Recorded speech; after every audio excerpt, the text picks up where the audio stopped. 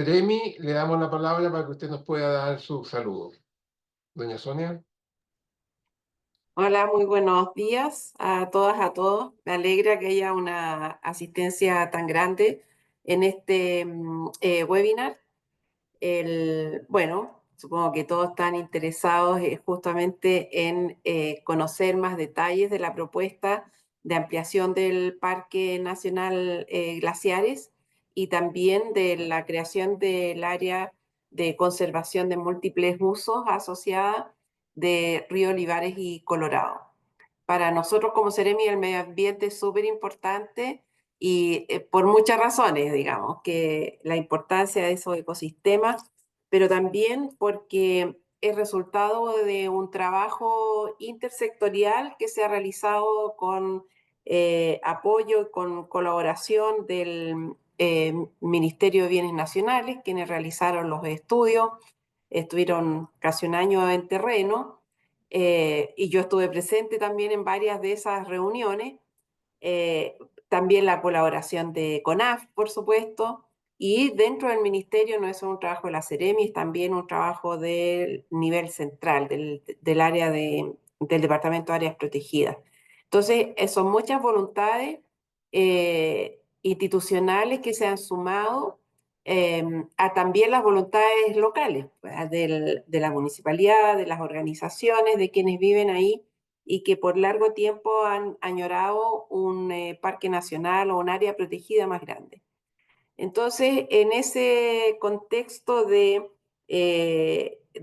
presentar la propuesta, la idea de esta jornada es justamente recibir sus comentarios, tal como ha señalado recién Germán, mediante el chat, y también acercar mucho más esta propuesta a la comunidad. Espero que sea muy provechosa la jornada, espero que podamos responder a sus dudas y también quiero destacar que sería la primera área protegida aquí de la región que realiza una consulta pública previa a su promulgación, digamos, a su constitución legal. Y eso lo exige ahora la legislación y, por supuesto, nosotros estamos muy comprometidos con todos los principios de participación ciudadana que se han establecido desde la firma del Tratado de Escazú. Entonces, también eso para nosotros es muy alentador. Entonces, espero que sea una provechosa jornada y estamos totalmente disponibles a todas sus consultas, preguntas y dudas. Muchas gracias. Gracias, Seremi. Gracias por su saludo. Ahora de nuevo van a tener que seguir un ratito conmigo. Eh,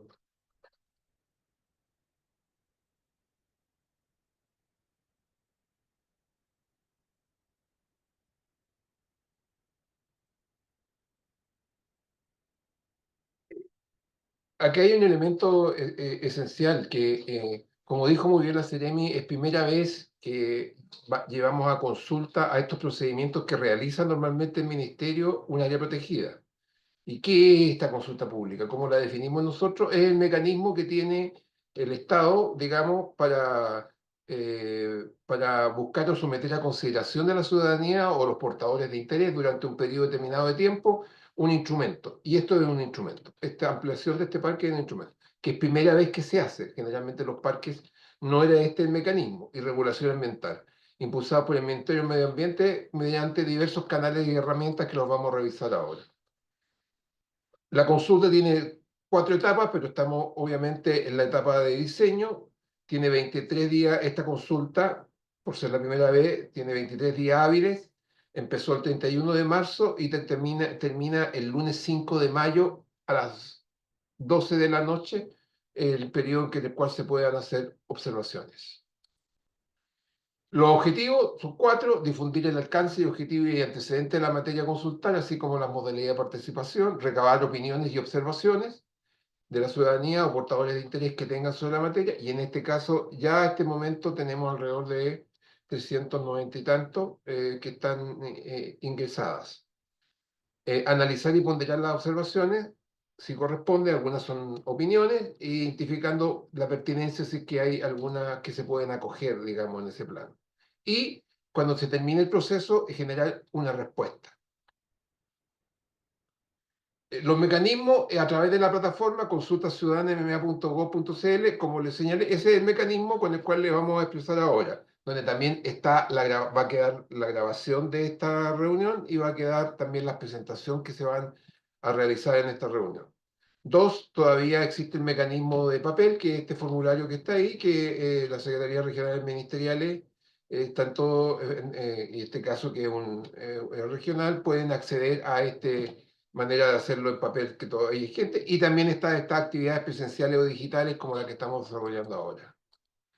¿Cómo hacer la observación? Lo primero, ingresar al banner de consulta ciudadana en nuestra página web del Ministerio, y ahí se van a encontrar con esta pantalla donde se ven consultas cerradas, consultas abiertas. Y al ingresar en consultas abiertas, se van a encontrar con estas consultas que en este momento están en proceso, donde la segunda, que quedan hasta ayer cuando subí esta imagen, que está la propuesta, a esa consulta es la que tienen que ingresar. Y al ingresar se van a encontrar, se va a desplegar esto, donde se ve el estado de la consulta, fecha de inicio, fecha de término, los días que están faltando, el carácter, los documentos más importantes, y un poquito más abajo están esta actividad, que ya está subida, solamente le está faltando que le agreguemos la grabación y las presentaciones correspondientes.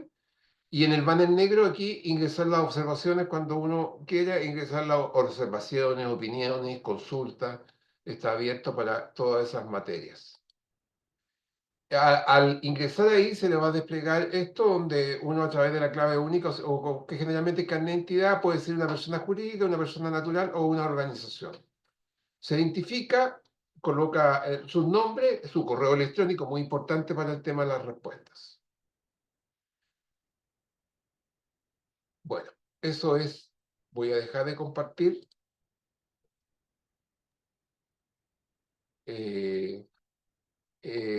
Vamos a aprovechar de darle la palabra a Pamela.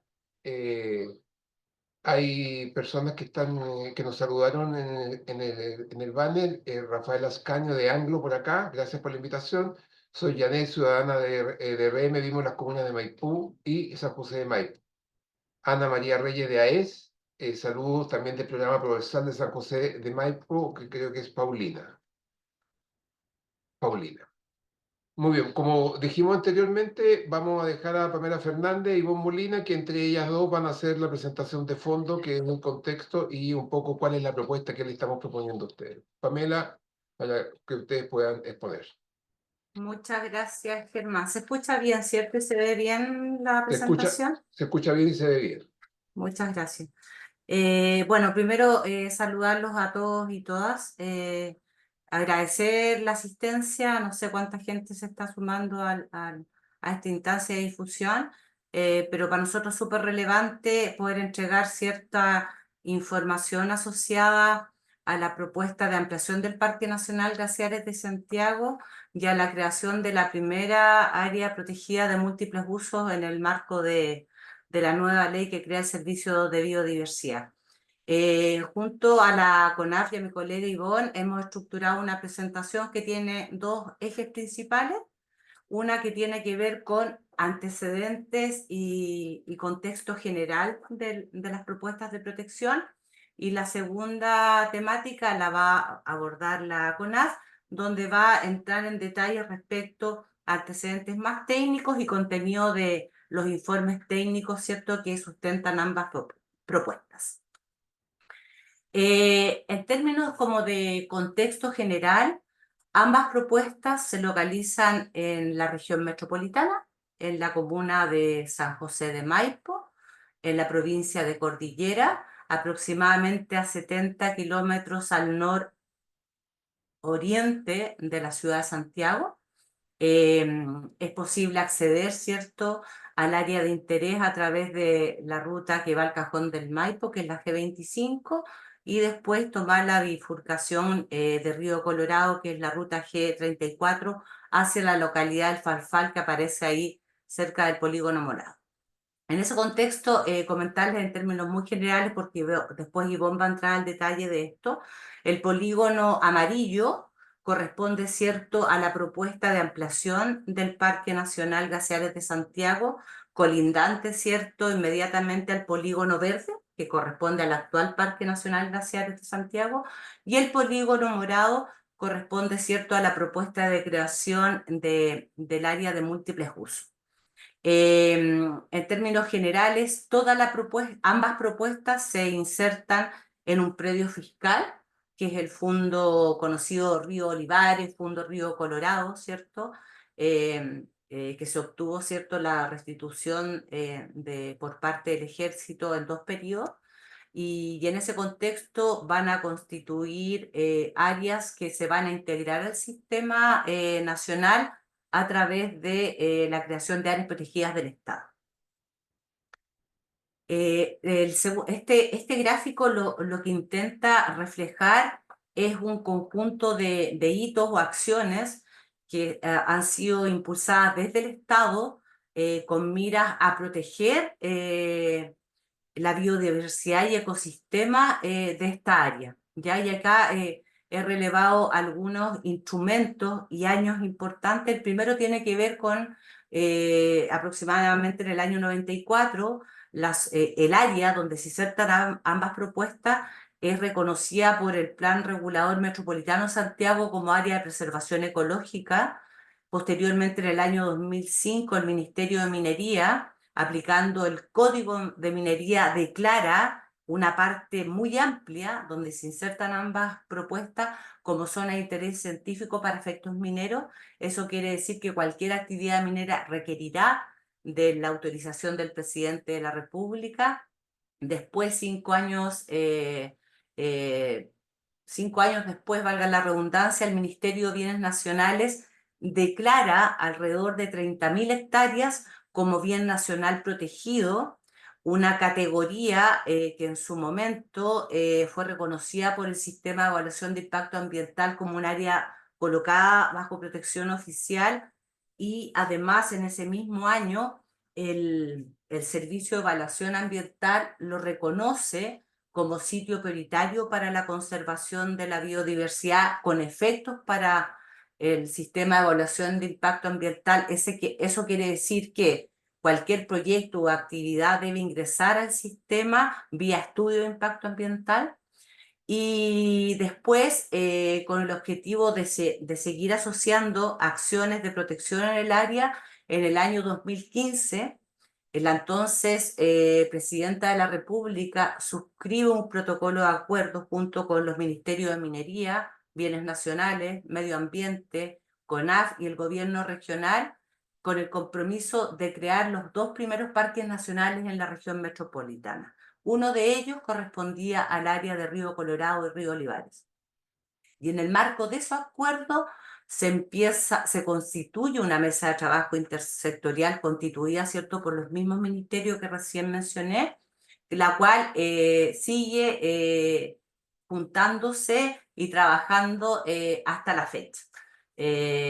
Y en ese contexto, después de 7 años, recién el Consejo de Ministros para la Sustentabilidad y Cambio Climático aprueba, más bien propone la creación del Parque Glaciares de Santiago al presidente de la República. Cuestión que se materializa en el año 2023 con la publicación del Decreto Supremo 25, ¿cierto?, que crea el Parque Nacional Glaciares de Santiago con aproximadamente 75.000 hectáreas. Y un hito también importante es la destinación que hace en marzo del 2024 el Ministerio de Bienes Nacionales en un predio fiscal cerca de Río Colorado con cerca de 31.000 hectáreas con fines de protección patrimonial. Hago toda esta lista de hitos o acciones porque es importante como ver la historia de la vocación en conservación que tienen las 2 propuestas que estamos proponiendo. No es algo que se nos ocurre en estos 2 últimos años, eso es importante señalarlo. Después darle una sinopsis de las áreas protegidas en la región metropolitana. cuenta con 17 unidades de áreas protegidas, de las cuales solo 3 corresponden a áreas protegidas del Estado, que suman alrededor de 90.000 hectáreas, y las 14 restantes áreas protegidas se insertan en propiedad privada y suman alrededor de 176.000 hectáreas. En el gráfico que ven abajo, se individualizan las categorías. Con respecto a áreas protegidas del Estado, tenemos, como les decía, 3 áreas: el Monumento Natural El Morado y 2 parques nacionales, Río Clarillo y el Parque Nacional Glaciares de Santiago, y las restantes áreas corresponden a 14 santuarios de la naturaleza, insertos todos en propiedad privada, y que van a ser una figura que se va a homologar a las nuevas categorías de la Ley del Servicio de Biodiversidad. Sobre la base de la diapositiva anterior, y como síntesis, y creo que son importantes estas cifras para ponderar el aporte que hacen ambas propuestas, señalar que aproximadamente el 17% de la superficie de la región metropolitana se encuentra en áreas protegidas. De ese 17%, solo un 5,9% corresponde a áreas protegidas del Estado, y el restante 11% corresponde al aporte de privados que han constituido santuarios de la naturaleza. Si uno suma el aporte que van a hacer ambas propuestas, que es la ampliación del parque y la creación de esta área de conservación de múltiples usos, la superficie de la región metropolitana aumenta en más de 4 puntos, lo que nos va a permitir proyectar una protección cercana al 22% de la superficie regional, y a prácticamente duplicar la superficie de áreas protegidas del Estado en la región. Muy resumidamente, ¿cuál es el marco regulatorio que converge tanto en la creación como en la ampliación de estas áreas protegidas? Por una parte se encuentra la Ley 19.300, ¿cierto? Ley de Bases Generales del Medio Ambiente, que hay 2 artículos que son bastante pertinentes en materia de creación ya de áreas protegidas del Estado. El primero, el artículo 70, letra B, que señala que corresponde al Ministerio, entre otras, proponer normas y supervigilar el Sistema Nacional de Áreas Protegidas, y el artículo 71, letra C, que define un conjunto de roles o funciones del Consejo de Ministros para la Sustentabilidad y Cambio Climático, que señala que este Consejo debe pronunciarse sobre las propuestas de creación de áreas protegidas del Estado que efectúa el Ministerio. Por lo tanto, la próxima gran hito es someter ambas propuestas, ¿cierto?, al pronunciamiento de este Consejo. Y un tema súper relevante es el nuevo marco normativo, ¿cierto?, que da la Ley 21.600, que crea el Servicio de Biodiversidad y Áreas Protegidas y el Sistema Nacional. Y particularmente aquí quisimos relevar el título 4 de la ley, que habla del Sistema Nacional de Áreas Protegidas. Y acá relevamos básicamente 6 o 7 artículos que tienen que ver con la creación de áreas protegidas del Estado, relevando principalmente el artículo 53, que crea el sistema integrado por áreas públicas y áreas privadas, y terrestres, marinas, costeras y de aguas continentales.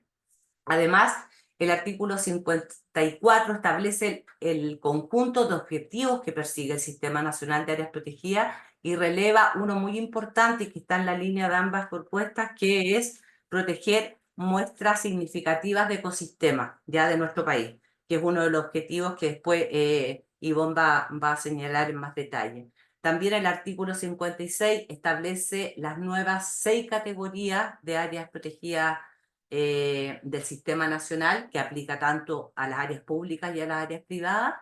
Define en su artículo 58 que es un parque nacional, y también define en su artículo 61 que es una reserva, un área de conservación de múltiples usos. Y finalmente, el artículo 65 y 64 de la Ley 21.600 señala un conjunto de elementos y requerimientos para la creación de un área protegida del Estado. Finalmente, esta última lámina que me toca a mí, quise relevar algunos aspectos de la ley 21.600 que tienen que ver con las definiciones que da de parque nacional en su artículo 58 y de áreas de conservación de múltiples usos en su artículo 61. Así en términos muy resumidos, señalar que el Parque Nacional puede aplicar a cualquier ambiente o ecosistema, sea terrestre, acuático, marino, insular o de aguas continentales. Dentro de las características principales que señala la ley de un parque nacional, dice que generalmente son áreas extensas, no define una superficie, dice que deben albergar ecosistemas únicos y representativos, ¿cierto?, del país, y señala además una cuestión que es bien relevante, que tiene que ver con el objetivo principal de esta categoría, es la preservación. O sea, esto significa que es más bien una categoría de protección más bien estricta, ¿sí? Que permite ciertos usos que están enfocados principalmente a la investigación, al turismo y a la investigación científica. Y establece una prohibición expresa en la ley que no permite en esta categoría la explotación de recursos naturales con fines comerciales, definición que además está en el artículo 63 de la ley 21.600, que hace una pequeña definición de qué significa explotación de recursos con fines comerciales. Y finalmente la definición de área múltiples usos, ¿cierto? Aplica también a cualquier tipo de ambiente, igual que el Parque Nacional, pero sí su característica principal es el vínculo que hay entre la actividad humana, ¿cierto?, y la naturaleza y los servicios ecosistémicos que prestan los ecosistemas. Y solo establece como el objetivo principal el uso sustentable, y además señala que el área permite diversos usos en la medida que estos no pongan en riesgo los servicios ecosistémicos que proveen las áreas de conservación de múltiples usos. Eso en términos como de contexto general.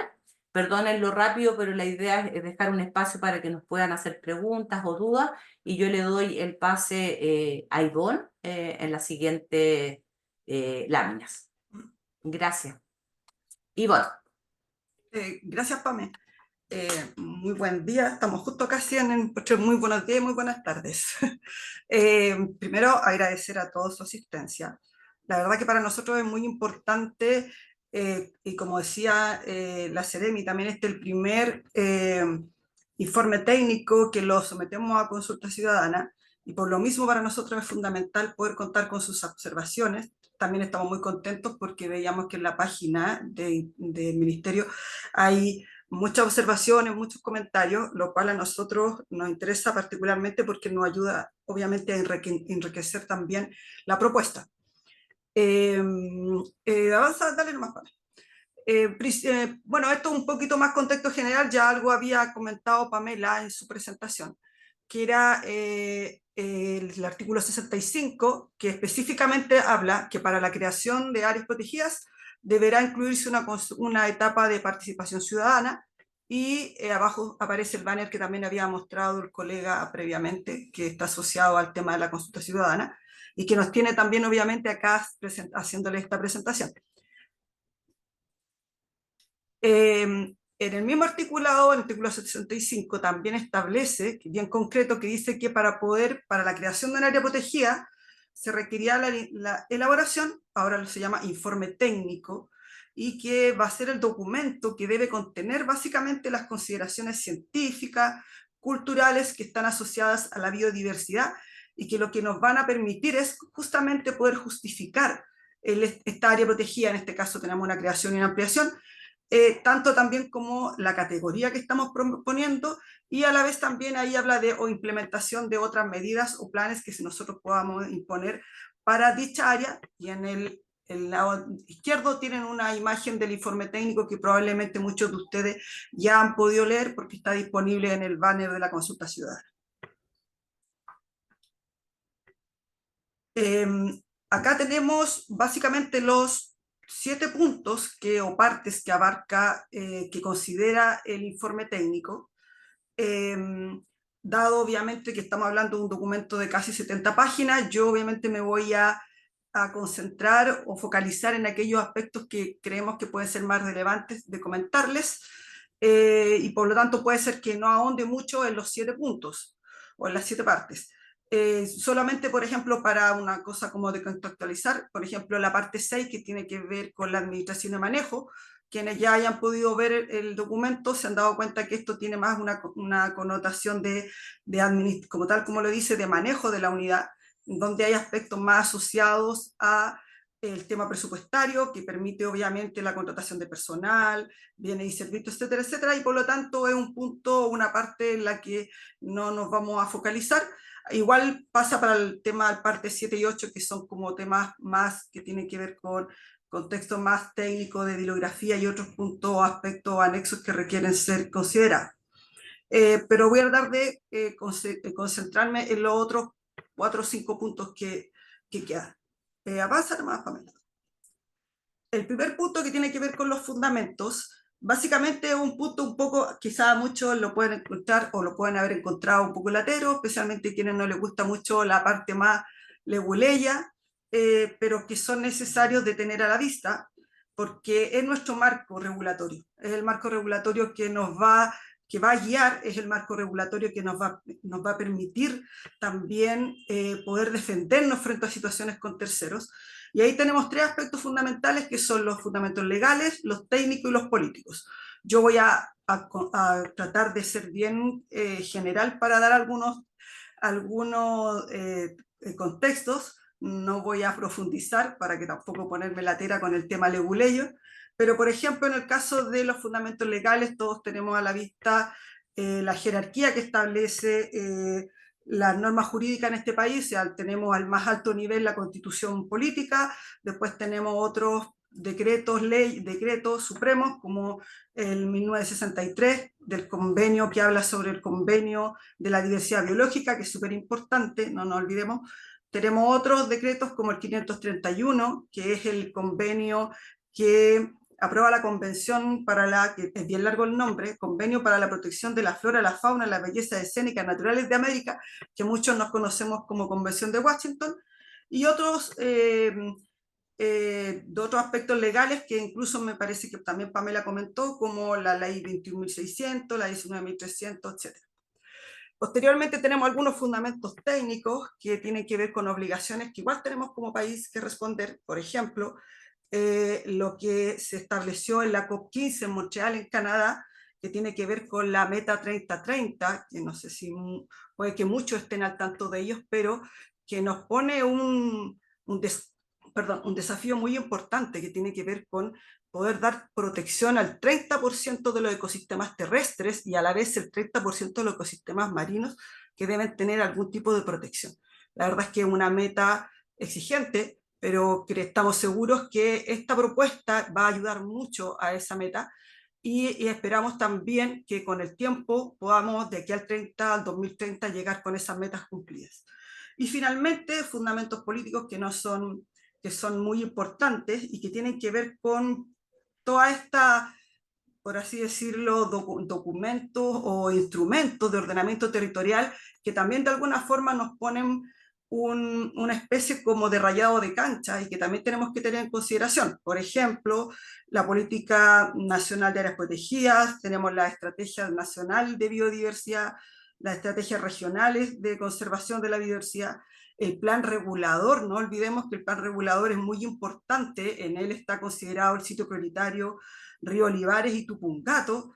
Tenemos también los PLADECO, tenemos los planes nacionales de ordenamiento territorial, etcétera, etcétera, pero estamos hablando de todo esto, todos estos documentos o instrumentos que nos permiten también ordenar el territorio y que también, muchos de ellos hacen alusión a áreas protegidas y cómo tenemos que, por lo tanto, avanzar en eso. Dale, Pam.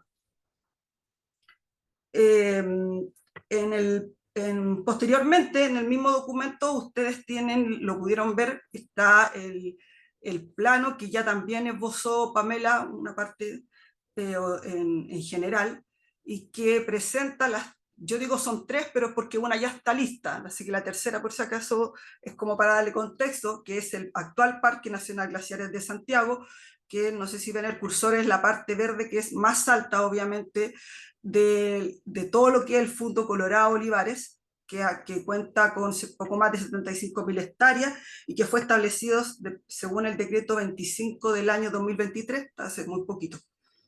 Luego tenemos el área de ampliación, que corresponde a esta área medio naranja, podríamos decir, no sé cómo se verá en pantalla, pero que estoy tratando de señalar con el cursor, y que abarca también poco más de 26.000 hectáreas y que corresponde a la ampliación del actual Parque Nacional Glaciares de Santiago. O sea, tenemos un área que quedaría afectada como Parque Nacional, por lo que tendríamos un área final más o menos de casi 100.000 hectáreas de Parque Nacional. Y posteriormente tenemos el área más cafecita, que abarca una parte importante de la cuenca del río Olivares y también la parte baja de la cuenca completa, que es el área de conservación de múltiples usos, que tiene una superficie más o menos de casi 40.000 hectáreas. Solamente comentarles que como L que vemos invertida, es un área que no tiene ninguna afectación porque es una propiedad privada, que muchos saben es que es de una minera, y por lo tanto, obviamente, al ser propiedad privada, en este caso no puede tener ningún tipo de afectación. Va a ser más. Algunos aspectos importantes de considerar o de contarles tiene que ver con, por ejemplo, otra figura de protección que también estaba dentro del área que nosotros estamos ampliando y creando como ACMU. Me refiero a ACMU cuando hablo de área de conservación de múltiples usos. Tiene que ver con el bien nacional protegido, que también Pamela algo esbozó en su presentación, y que corresponde a un área de casi 30.000 y tantas hectáreas, y que va a quedar obviamente protegido en con diversas superficies en esta propuesta. Entonces tenemos, por ejemplo, que en el actual Parque Nacional Glaciares de Santiago, que ya se concretó el año 2023, nosotros afectamos más de 14.000 hectáreas del bien nacional protegido. Ahora, en esta propuesta, voy a ocupar un poquito el cursor para orientarlos, tenemos que la ampliación del Parque Nacional incluiría más o menos 7.000, poco más, 7.700 hectáreas del BNP, que esta parte que es como más moradita, que estarían incluidas dentro de la ampliación del Parque Nacional. Y finalmente tendríamos poco más de 8.000 hectáreas del BNP que quedarían inmersas o incluidas dentro del el área de conservación de múltiple uso, que es esta parte que media cafecita y que la Pamela me está ayudando muy bien con su manito, entre la manito de ella y el cursor. Por lo tanto, ¿qué queremos de alguna manera hacer ver con esto? De que este bien nacional protegido, que en su momento se crea con objetivos de conservación, quedan obviamente incluidos dentro de esta área protegida, por lo tanto también va a mantener la condición de objeto de conservación dentro de las dos figuras de protección que estamos proponiendo.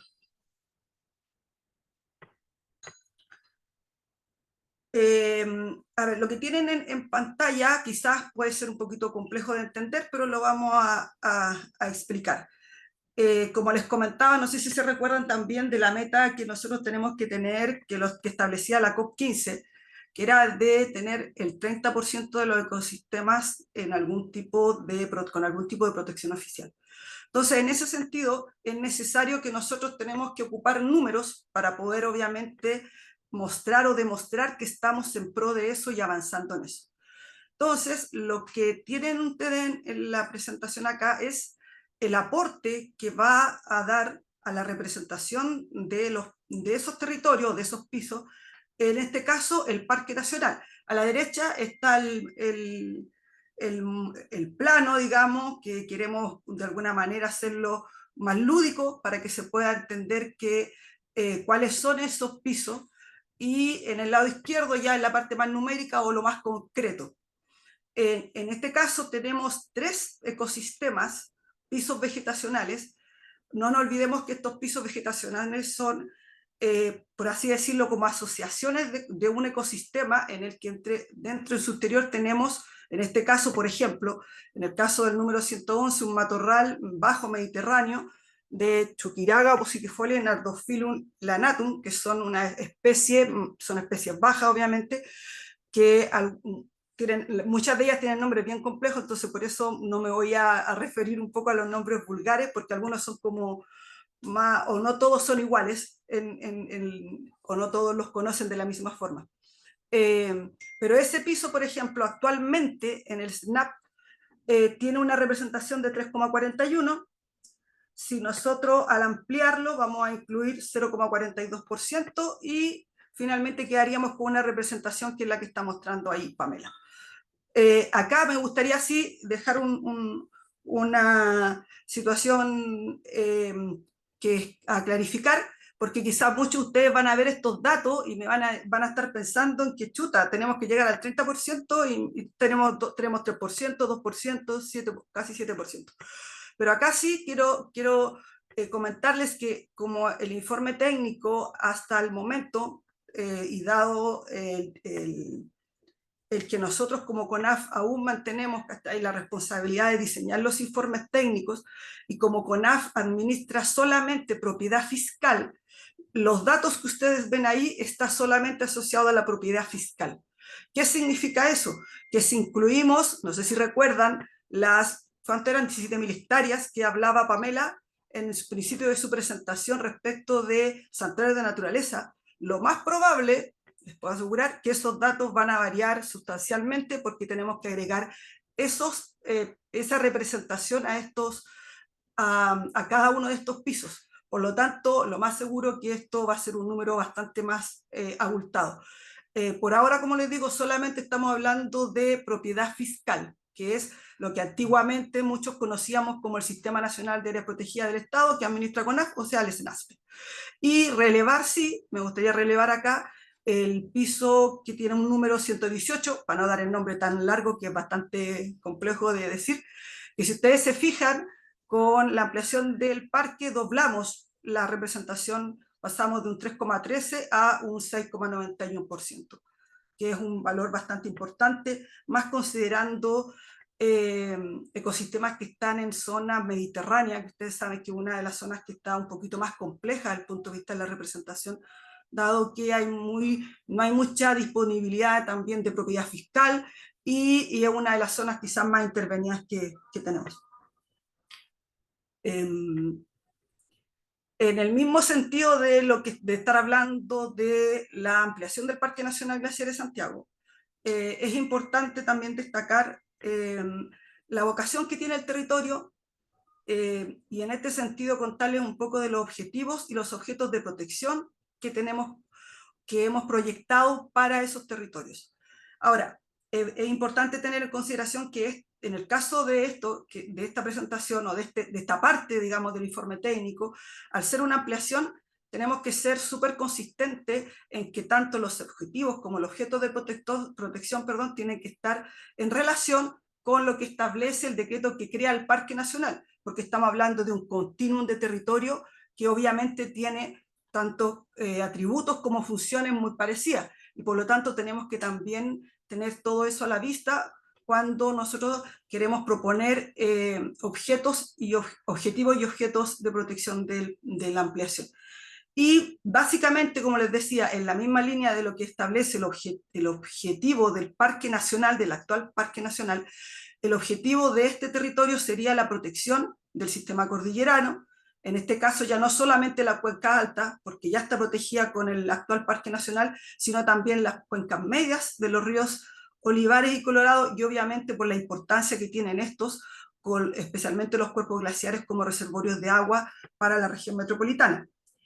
Y los objetos de protección que van a estar, insisto, en total relación con lo que dice el decreto del parque, van a estar asociados obviamente a la geodiversidad, que es muy importante y es muy rica en estos ambientes, en ambientes de media y alta montaña. Obviamente también los ambientes de media montaña, los cuerpos glaciares, que son fundamentales para poder proteger el agua que nos proveen, o los servicios ecosistémicos que nos proveen. la fauna que está asociada a esos territorios, que ahí hay algunas que están detalladas, y que aquí es importante también detenerse en el sentido de que muchas veces nosotros focalizamos, pero no es porque sea solamente eso, pero focalizamos muchas veces la fauna que se encuentra en estado de conservación, dado obviamente que se encuentra en una posición mucho más desmejorada, pero eso no implica que obviamente el objetivo de protección siempre va a ser la fauna que va a estar asociada a esos territorios. Luego tenemos estos ecosistemas y comunidades de humedales que son muy importantes en la parte alta. Y finalmente la flora nativa, que está adaptada a ambientes de montaña. Muchas especies están asociadas a los ecosistemas que ya les mostré en la presentación anterior, pero ahí destaqué 2 especies que están en estado de conservación, la Porlieria chilensis y la Larita caulis. Si no me equivoco, la larita es como una aretilla, que probablemente muchos de ustedes ya ubiquen, y ambas se encuentran actualmente en estado de conservación. Ojo que en el informe técnico existe también un listado de toda la flora nativa que podemos encontrar en el área a ampliar como parque nacional, y también aquellas que están en situación de estado de conservación.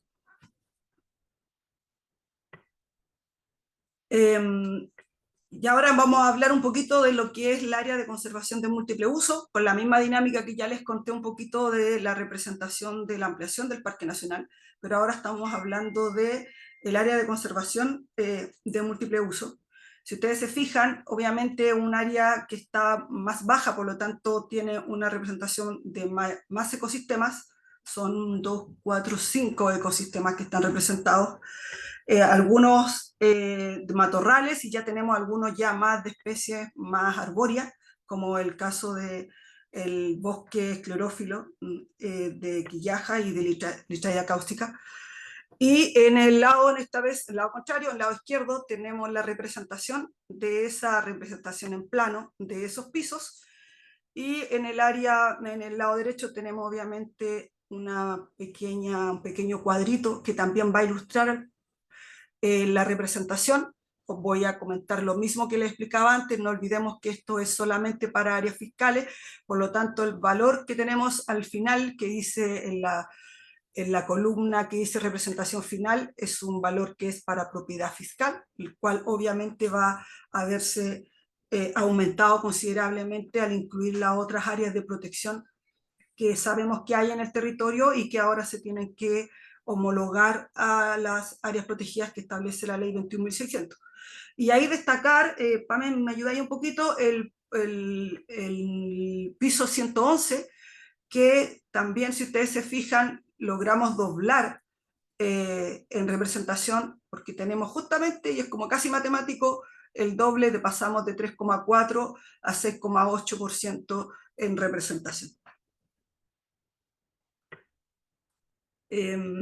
Y siguiendo la misma idea anterior del Parque Nacional, contarles también la vocación de este territorio, o sea, la vocación del ACNUR, que para nosotros igual es un desafío y una oportunidad. Como me parece que también comentó Pamela, o también me parece que la Seremi comentó también en su introducción, esta es la primera área de conservación de múltiples usos que se crea en tierra. Y a la vez, por lo tanto, para nosotros, especialmente para quienes trabajamos en este caso en CONAF, que siempre hemos trabajado a parques nacionales, reservas nacionales y monumentos naturales, es un gran desafío, pero a la vez es una gran oportunidad. Y en ese sentido, hemos tenido que aprender también a conocer este territorio, y hemos tenido que aprender también a de alguna manera conocerlo y poder hacer ojalá poder representar de la mejor manera lo que este territorio entrega desde el punto de vista de un área de conservación con lo que nosotros podemos proponer como objetivos y como objetos de protección. En ese sentido, ustedes pueden ver ahí está un poco el objetivo principal, que sería de la área de conservación de múltiple uso, y que tiene directa relación, obviamente, con lo que también establece la ley 21.600 para la categoría, y que es gestionar la conservación y el manejo sustentable de la biodiversidad, los recursos naturales, el paisaje cultural, de las cuencas de los ríos Olivares y Colorado, promoviendo una gestión territorial que asegure la provisión de los servicios de ecosistemas tanto a nivel local como regional. Y obviamente tanto de este objetivo como de los objetivos, todavía no, Pamela, retrocede. Ahí sí. No olviden que en el documento, en el informe técnico, no solo están los objetivos generales, sino que también están todos los objetivos específicos. Entonces, tanto de este objetivo como de los objetivos específicos, nosotros lo que hacemos es extraer los objetos de protección que consideramos que pueden ser aquellos más relevantes, que son los que están ahí en estas 8 burbujitas verdes, perdón, y que básicamente tienen que ver con los ecosistemas o pisos vegetacionales, se recuerdan los que ya vimos en la presentación anterior, el recurso hídrico, que es fundamental, la flora nativa, en especial aquella que está en categoría de conservación, tenemos la fauna nativa, también la que está en categoría de conservación, y ahí la agregamos, no sé si se fijan también, IO singular, que también es muy importante. Tenemos la cuenca del río Olivares y Colorados como hábitat del gato andino, que es muy importante también. Los ecosistemas y comunidades de humedales y vegas, que son fundamentales no solo para la dinámica del sistema de la cuenca, sino que van a ser fundamentales para otro, por así decirlo, objeto que tiene que ver con el patrimonio cultural inmaterial de la cultura arriera. Esos objetos de protección están muy ligados entre sí también. Y también tenemos otros aspectos que son muy importantes, que es el patrimonio arqueológico, que hay manifestaciones bien importantes y les pedimos disculpas si de repente se nos faltó alguna, por eso agradecemos si es que lo más probable en alguna de sus observaciones nos hayan hecho saber. Nosotros identificamos ahí los petroglifos que están en el sector del Kempo, Cabeza de León también, que otro patrimonio arqueológico, y sabemos que hay otros, así que también van a estar considerados como objetos de conservación. Y el patrimonio geológico, y que ahí no olvide poner, que hay uno que se llama el Plutón La Gloria, que probablemente algunos de ustedes ubiquen, que también tiene una connotación muy importante desde el punto de vista de lo que es poder conocer nuestro patrimonio también geológico. Me parece que ahí sí podemos avanzar, Pame. Y finalmente, contarles un poco de, a grandes rasgos, porque yo creo que con esto podríamos estar hablando toda la tarde, de cuáles son los beneficios que tiene para el bienestar humano y los procesos naturales en general estas dos áreas protegidas. Yo creo que lo más importante también, más allá de la categoría, que puede tener ciertas diferencias, especialmente en el nivel, digamos, de protección, es importante entender que toda la cuenca del río Olivares y Colorado, a excepción obviamente del área privada, va a quedar bajo una figura de protección oficial, va a ser un área protegida, y yo creo que eso es lo más importante, y obviamente el que podamos sí contar con esta nueva área protegida que es un ACMU, que es, como les decía, para todos va a ser un importante desafío, nos va a permitir también entregar beneficios, como dice ahí, para el bienestar humano. Y ahí tenemos, bueno, los 5 que consideramos lo más importante, porque estoy seguro que hay muchos. Tenemos obviamente el reservorio de agua dulce, que corresponde a los grandes masas glaciares que hay en la parte alta. Y por lo mismo, derivado de esto mismo, tenemos una provisión de agua y forraje importante, que va a estar asociado justamente al, como comentaba hace poquito en la presentación anterior, respecto de el valor de la cultura arriera que hay en ese sector, que es muy importante también. El refugio, ¿para qué contar? El refugio para la biodiversidad, tanto como les comentaba, incluso para el mismo gato andino, que entendemos que hay estudios muy importantes que se están haciendo, que están permitiendo conocer que hay ahí gato andino, que hasta hace tiempo no se conocía. La ganadería tradicional, una actividad, como le explicaba yo hace poco, que tenía relación con el objeto de protección de la cultura arriera, esta actividad que se realiza ahí, que beneficia a muchas comunidades también. Y finalmente, el uso público, que obviamente está en las 3 patitas, decimos nosotros, que tiene que ver con la recreación, con la investigación y el turismo de naturaleza y educación ambiental. Son aspectos que son fundamentales para el bienestar humano, y son aspectos, no nos olvidemos también, que son parte de la, en el caso de estas últimas, del uso público, es parte fundamental de la definición, en este caso de parque nacional, y que también entendemos que se puede realizar también en un área de conservación de múltiple uso. Me parece que esta es la última, Pame, así que me quedo ahí. Agradecer el que me hayan escuchado. Traté de condensar lo más posible un documento de 70 páginas en, no sé, en 10 ppt, y espero que les haya servido un poco para contextualizar más este documento que ya ustedes tenían a disposición. Sí, muchas gracias. Muchas gracias, Ivonne, muchas gracias, Pamela, por esta exposición. Así que ahora comenzaríamos para ver algunas preguntas para que pudieran ser respondidas por parte de ustedes. Hay una que planteó Javier Salvatierra. Buenas tardes, consulta. ¿A qué se debe que la línea de corte morada de matorral bajo Mediterráneo en la ampliación de Parque Nacional? Me refiero a cuál es el criterio para que el polígono se corte ahí en una línea recta en el Valle de Olivares. No sé quién podría responder a esa consulta. Si quiere, bueno, Ivonne o yo solo, al tiro todavía, solo no entiendo bien la precisión de la respuesta, pero solo señalar porque Ivonne tiene más antecedentes respecto a la delimitación de los polígonos. Acá el interés que hay detrás es efectivamente poder combinar dos figuras, ¿cierto? Una figura de conservación más estricta, que es la continuación del Parque Nacional Los Glaciares. En el polígono de la ampliación del parque hay cuerpos glaciares relevantes, no así en el ACMU, que eso también es importante señalarlo, particularmente glaciares de roca y de valle. Eso también es un criterio que lo tuvimos muy en cuenta. También la presencia de vegas altoandinas también es un criterio que nos permitió delimitar un área de protección con una jerarquía mayor, y la delimitación del polígono morado o de la ACMU también se hizo sobre la base de un estudio que hizo Bienes Nacionales, que hizo alusión la Seremi en su presentación, donde pudimos calibrar o ponderar más bien la actividad ganadera que se desarrolla particularmente desde el punto de vista de la infraestructura de las veranadas e invernadas.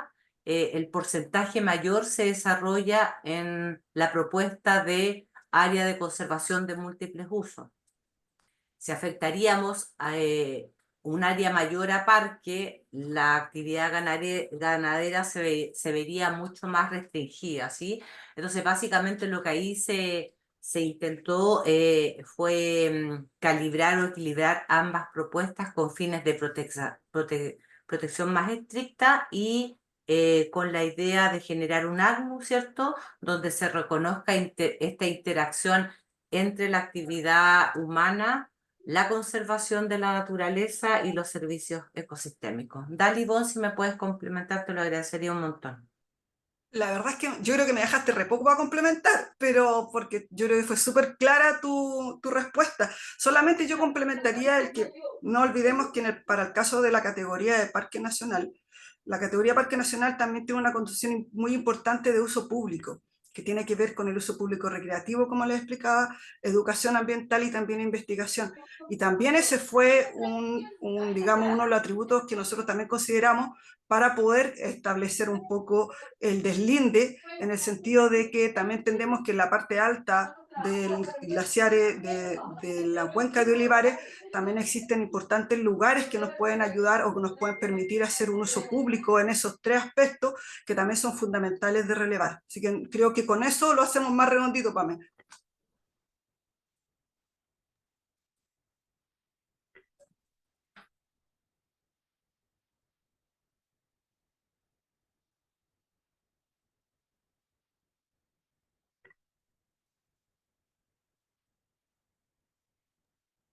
No sé si hay más preguntas, Germán.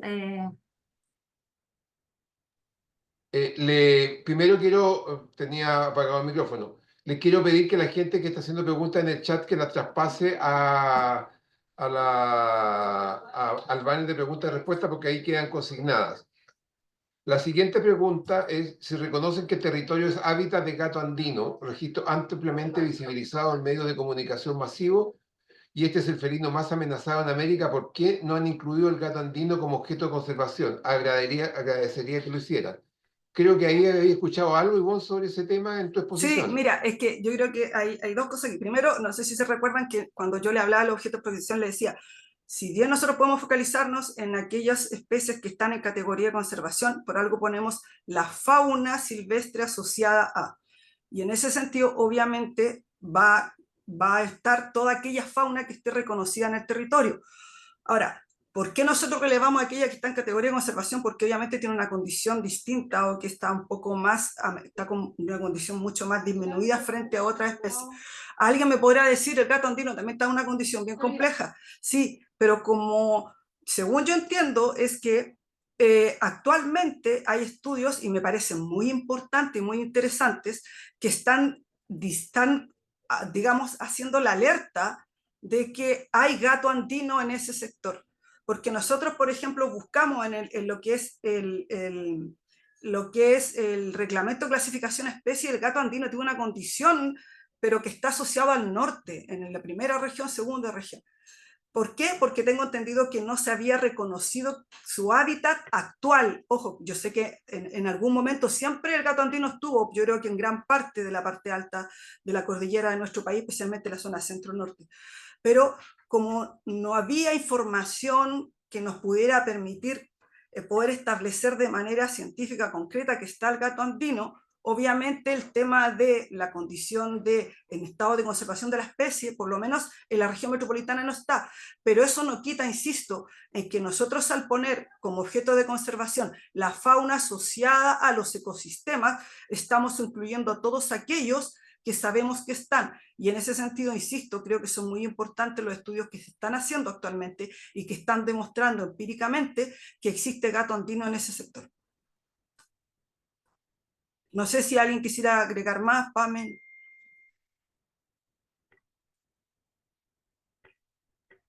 No, Ivonne, súper completa la respuesta, nada que agregar. Aquí hay otra pregunta más. La creación del parque considera mejorar la accesibilidad, ya que más allá de pedir permiso a bienes nacionales, hoy día debemos pasar por una hidroeléctrica que nos fiscaliza los permisos para poder ingresar a esa zona.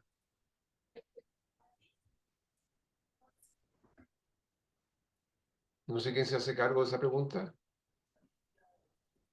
Hoy yo le pediría, no sé si está la representante de Bienes Nacionales, si nos puede ayudar un poco en esa respuesta. ¿Está Camila en el panel?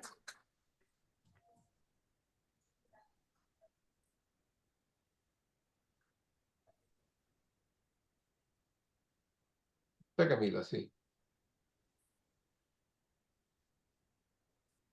Ya, no está Bienes Nacionales, pero bueno, el tema de la accesibilidad lo sabemos que es una dificultad en el área. Entiendo yo que, y por eso no quiero contestar por Bienes Nacionales, por Camila, que es la representante que se están haciendo las gestiones para poder efectivamente generar otro acceso público al área. Ya en su momento, hace mucho tiempo atrás, se intentó hacer como una suerte de bypass que permitiría no pasar por el control de AESGener. Yo no sé en qué va en esa gestión, entonces no me gustaría adelantar, pero nos comprometemos de que en la consulta que imagino quedó registrada en el chat, vamos a dar una respuesta con Bienes Nacionales hacia esa duda. Por eso es importante para poder cerrar que este proceso permite generar las preguntas, que la hagan a través del sistema. Están dando muchas opiniones, pero esta pregunta no está dentro de las 400 personas, así que pueden ser incluidas y eso significa que van a tener que ser abordadas. Así que motivamos a que esta pregunta quede en la página web como una pregunta formal. Germán, a mí me gustaría comentar algo. Tengo entendido que alguna persona preguntó respecto de un poco si podemos contextualizar lo que son objetos de protección. él hace referencia al ACNUR, pero yo lo voy a generalizar. El objeto de protección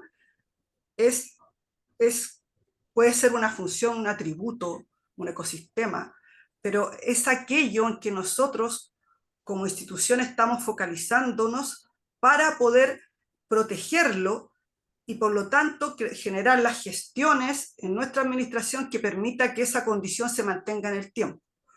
Por ejemplo, por eso hacemos hincapié, por ejemplo, en las especies que están en categoría de conservación. Si es nuestro objeto de protección, ¿cuál es nuestra obligación? Nuestra obligación es generar, una vez que nosotros administremos nuestro territorio, las condiciones de gestión que nos permitan mejorar la condición de la especie. La forma es la que tenemos que evaluar una vez que ya se diseña el plan de manejo.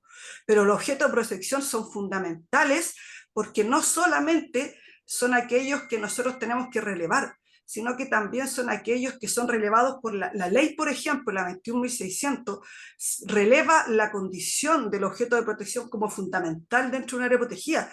Por ejemplo, cualquier actividad que se tenga que hacer en un área protegida va a tener siempre que ser compatible con el decreto de creación, y en el decreto de creación, ¿qué es lo que están? Los objetos de protección y con el plan de manejo.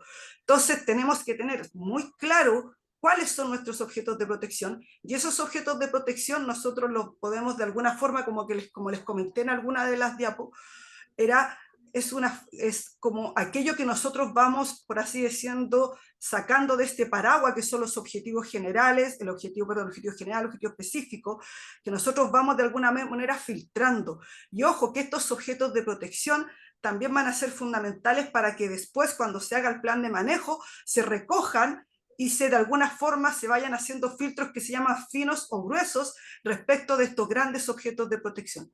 Entonces, son fundamentales para poder darles una protección, como decía, que permita mejorar su condición, y que también aquellos que quizás no están en una condición desmejorada, pero los sigamos protegiendo y no vaya a pasar que puedan pasar a una condición mucho más compleja.